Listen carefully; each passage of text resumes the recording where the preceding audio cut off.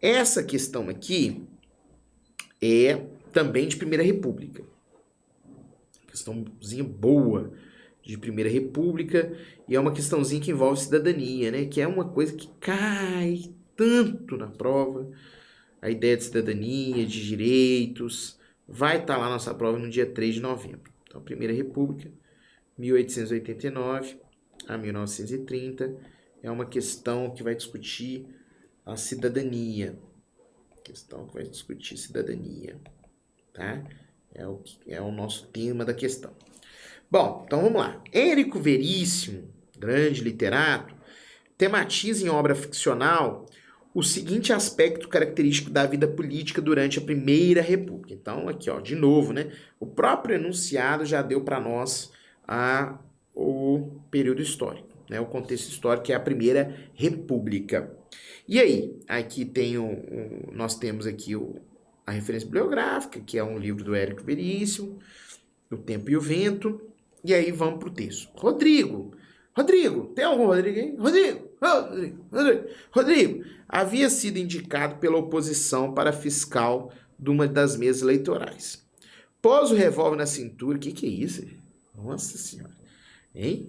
Pôs o revólver na cintura, uma caixa de balas no bolso, e encaminhou-se para o seu posto. Porque a eleição era violento o negócio, né? A chamada dos eleitores começou às 7 da manhã. Imagina. Vem cá! Vai lá, eleitor. Aqui, ó. Faz a arminha, eleitor. Tá doideira, mano. Tá doideira. Essas eleições aqui tá muito violentas. Plantados junto da porta, os capangas do Trindade ofereciam cédulas com o nome dos candidatos oficiais a todos os eleitores que entravam. Que é isso? Estes, em sua quase totalidade, tomavam docilmente dos papeluchos e depositavam-nos na urna, depois de assinar a autêntica.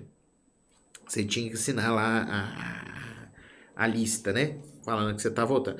Os que se recusavam a isso tinham seus nomes assintosamente anotados. Então, veja, é a manipulação eleitoral, né? Nós estamos na Primeira República, existe um fenômeno na Primeira República que a gente chama de quê? Coronelismo. E o coronelismo está associado ao poder dessa elite local, que a gente chama de mandonismo local, né?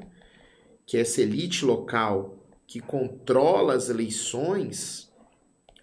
Então, o coronelismo é controlar as eleições. E como é que ele controla as eleições, o coronel? Lembrando que o coronel aqui não é o coronel do exército, não. Tem nada a ver com o coronel do exército, né?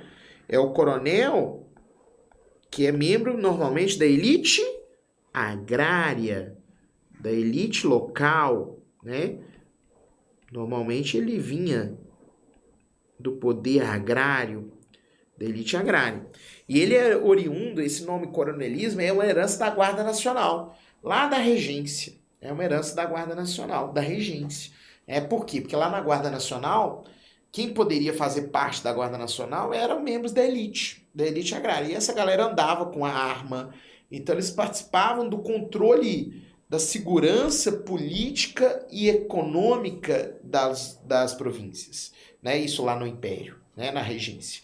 Então aqui o coronelismo é uma expressão, um fenômeno político, e o nome coronel aqui não é porque ele era do exército, é uma herança da Guarda Nacional para mostrar o poder político, econômico e social dos membros da elite agrária em cada localidade, onde eles controlam as eleições. E como é que eles vão controlar as eleições? Eles podem ameaçar, colocar revólver na cintura, que é o que está falando lá na questão, com voto que eles chamado, né, voto de cabresto.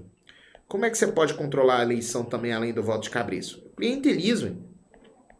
Clientelismo é troca de favor, né? Então imagina aí, o Robin está aí na nossa live tirando a dúvida de vocês. Aí imagina que eu quero falar assim, Robin, vamos fazer uma troca aqui? Sei lá, eu te dou o quê? O que você quer, Robin? Clientelismo. Eu te dou... O Robin já tem sítio lá em Serra do Ciponé, mas eu te dou uma fazenda. Você quer uma fazenda, Robin? Te dou uma fazenda. Não tem a fazenda não, viu, gente? Mas eu te dou uma fazenda grande, de não sei quantos mil hectares. Eu te dou a fazenda e você vota em mim. Ou no candidato que eu quero que você vote. Pronto, é troca de favor. né? Troca de favores. Então, você tem um voto de cabeça, você tem um clientelismo, você tem também o que a gente chama de voto fantasma. Voto fantasma é sensacional. Colocava título de eleitor de gente que já tinha morrido, gente morta, e colocava a galera para votar. Ou seja, usava um título de eleitor de gente falecida para contar voto, para votar. Tem um outro também que é o voto bico de pena, que aqui parece um pouco esse voto bico de pena aqui nesse texto, que é o seguinte: você tinha lá o fiscal, né, da zona eleitoral, e às vezes esse fiscal, ele era manipulado por um coronel, né? O coronel chegava, ameaçava o fiscal, falava assim: ó, fiscal da zona eleitoral, quando você tiver a ata aí, ó, você vai escrever o número de votos de cada um, né? E aí você vai escrever, sei lá, ó, vamos dar um exemplo aqui: Gustavo teve 20 votos, tá? Fulano de tal teve 10. Então, você manipula pelo bico de pena. O que é o bico de pena? Os caras usavam pena, molhava na tinta para escrever. Naquela época era isso. Você pegava uma pena, aí molhava na tinta e escrevia, né, o número de votos de cada candidato. E aí o coronel muitas vezes pedia para mudar o número de votos que cada candidato recebeu. Por quê? Porque o coronel mandava nas eleições, controlava as eleições. Bom, então, Érico Veríssimo tematiza em obra ficcional o seguinte aspecto característico da vida política durante a Primeira República: identificação forçada de homens analfabetos. Não, tem nada a ver. Inclusive, analfabeto não votava nessa época, né, gente? Monitoramento legal dos pleitos legislativos. Não tem monitoramento porque não tem o quê? Justiça eleitoral. Primeira República não tem justiça eleitoral. Justiça eleitoral foi criada na era Vargas.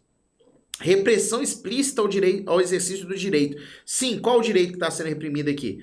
Você tem liberdade para votar? Com um cara armado assim, falando assim: imagina, vota lá. Você tá livre para votar, viu? Qualquer candidato. Aí você chega assim e fala assim: vota no Robson. Vota no Robson. Aí a pessoa: que é Robson? Você vai votar no Robson. E apontando a arma pra você? Caralho, isso é repressão, pô. Isso é voto de cabresto. Repressão explícita ao exercício de direito, que é o direito ao voto. Perfeito, letra C, resposta. Propaganda direcionada à população do campo? Nada a ver. Cerceamento policial dos operários sindicalizados? Não é limitação que os policiais estavam fazendo aos operários sindicalizados. Também não tem nada a ver. Aqui é reprimir os eleitores por meio da violência, né? E esses eleitores que tinham direito ao voto, eles são muitas vezes controlados, reprimidos e violentados, manipulados para votar no candidato coronel ou no próprio coronel. Então, questão linda essa aqui, de Primeira República, muito de política, né?